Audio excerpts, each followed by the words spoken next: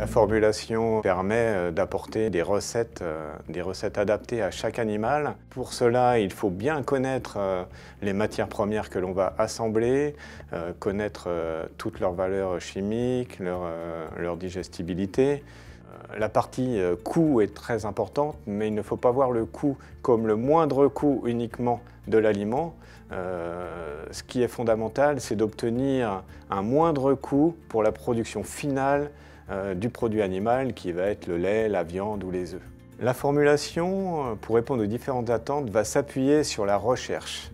La recherche fondamentale qui est réalisée par les instituts de recherche comme l'INRA et la recherche en interne, donc qui va être réalisée par nos équipes de nutritionnistes dans nos propres stations expérimentales. Nous travaillons continuellement sur une meilleure valorisation possible des matières premières végétales utilisées par les fabricants d'aliments.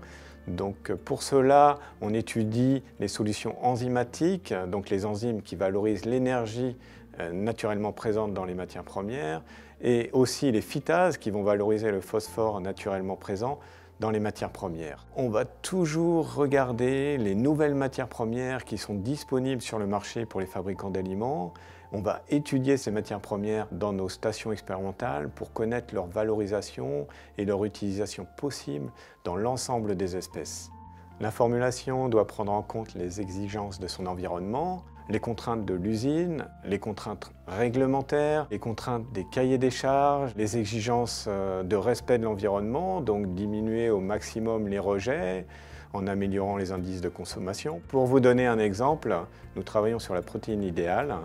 Donc cette protéine idéale, le but est d'apporter le moindre niveau possible de protéines dans l'aliment en apportant les éléments les plus digestibles possibles. Donc ce moindre niveau de protéines permet d'éviter les problèmes digestifs et donc dans le travail de démédicalisation qui est réalisé sur le terrain depuis des années, c'est fondamental. Pour conclure, je pourrais ajouter que la formulation doit s'adapter continuellement.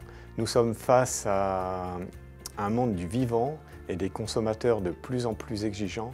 Donc le métier de formulateur demande de la souplesse et de l'adaptation.